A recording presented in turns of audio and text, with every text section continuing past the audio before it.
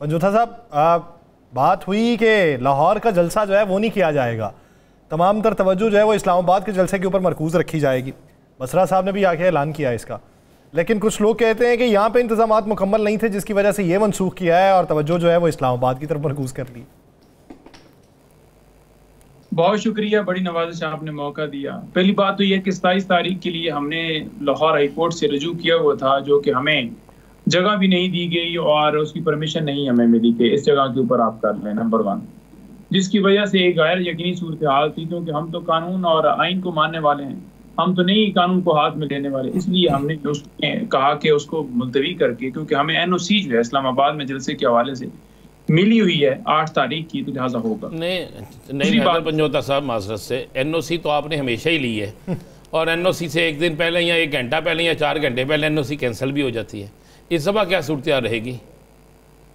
अच्छा, मैं ना उसमें इंटरेस्टिंग आपने बात, बड़ा अच्छा सवाल किया है और उसका जवाब भी दूंगा, और दूसरा जो इन्होंने बात की है, भाई ने मेरे सवाल किया है, मैं वो भी दूंगा। देखें, जो ये बात कर रहे हैं ना कि जनाब इनके पास लोग नहीं थे या ये कर नहीं सकते थे, तो जिसकी वजह से मुलतवी किया गया। हमने जलसा जो है रखा और जलसे की NOC जिस तरह कैंसिल की गई और जिस तरह पूरा पाकिस्तान फिर बंद किया गया, अगर हमारे पास लोग ना होते या हमारा दिल ना होता तो मोटरवे कभी बंद ना होती। आपने जिंदगी में देखा हो कि मोटरवे बंद की गई हो? नहीं, UT रोड बंद, हर रोड बंद, और हर घर में छापे लग रहे थे, गिरफ्तारियां हो रही थी, सारा कुछ हो रहा था, जैसे बड़ा कोई इंडिया ने हमला कर दिया।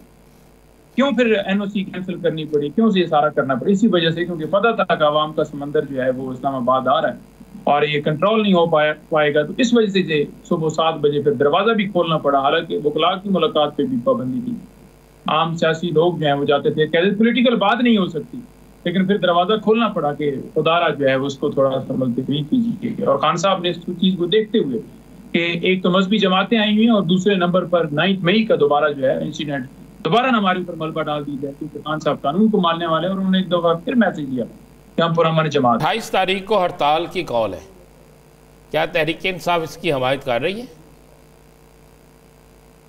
देखें, 28 तारीख को कोई भी ऐसी कॉल जो आवाम के लिए, जो महंगाई के खिलाफ हो, जो मुल्क के अंदर जुल्म किया जा रहा है उसके खिलाफ हो, तो बिल्कुल उसको तहरीक इंसाफ सपोर्ट करती है। महंगाई के खिलाफ ताजरों ने शटर डाउन हड़ताल की कॉल दी है और महंगाई के खिलाफ ही दी है।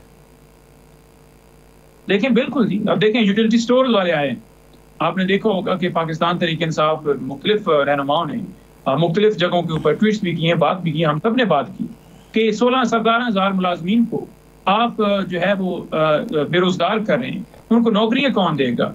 एक अदारा जो अब खुद कफील अदारा और आवाम को रिलीफ दे रहा है, तो आप उसे बंद करने जा रहे हैं। आपसे मुल्क चलाया नहीं जा रहा, तो फिर घर जाए ना आप, हर इदारे को बंद करके या उसे प्राइवेटाइज करके। तो आप ऐसे समझते हैं कि ये मुल्क के अंदर आप जो है स्टेबिलिटी लेकर आएंगे? नहीं, ये आपकी नाअहली है। और यही वजह है कि अगर ताजिर निकल रहा है तो हम उसको सपोर्ट करेंगे, अगर कोई और निकलेगा हम उसको सपोर्ट करेंगे, और हम खुद भी इसी वजह से निकलते हैं क्योंकि हम चाहते हैं कि कानून की बालादस्ती हो। अच्छा पंजोथा साहब, सिर्फ एक आखिरी सवाल ये कि अगर इस्लामाबाद के बल्दियाती इलेक्शन के हवाले से जिसका शेड्यूल जारी हो चुका है, उसमें कोई तरामीम करके यूनियन काउंसिल्स की तादाद बढ़ाने की कौमी असम्बली बात करती है, तो क्या करेंगे? और दूसरा ये कि कायमा कमेटियों से इस्तीफ़ा देने के ऊपर गौर हो रहा है, ऐसी इत्तलात हैं, क्या इस पर एग्जीक्यूशन होगी? देखें, जो बल्दियाती इंतखाबात होने जा रहे हैं, आज खान साहब के सामने भी हमने मामला रखा और बताया कि इस तरह से चाहते हैं कि बल्दियाती इंतखाबात जो हैं वो डिलिमिटेशन के चक्कर के अंदर मुलतवी किए जाएं। और खान साहब को उनकी बदनीति भी बताई, बल्कि हम जब स्टार्ट कर रहे थे कि बदनीति ये है कि वो चाहते हैं कि इलेक्शन ना हो और कौम के सामने हकायक ना आए कि ये तो फॉर्म 47 वाले तो वाकई आज दोबारा जो है एक्सपोज हो गए। तो खान साहब मुस्कुराते रहे, वो मुस्कुराते रहे।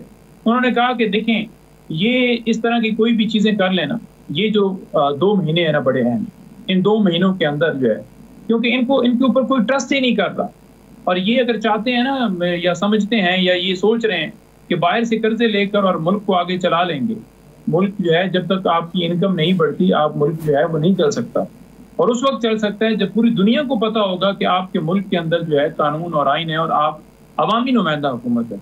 जब नाजायज तरीके से लोग बिठाए जाएंगे, एक ऐसी हुकूमत होगी जिसके पास मैंडेट ही नहीं है अवाम का, उसके घर वाले जो है वो ट्रस्ट नहीं करेंगे, तो बाहर से दुनिया ने क्या ट्रस्ट करना है?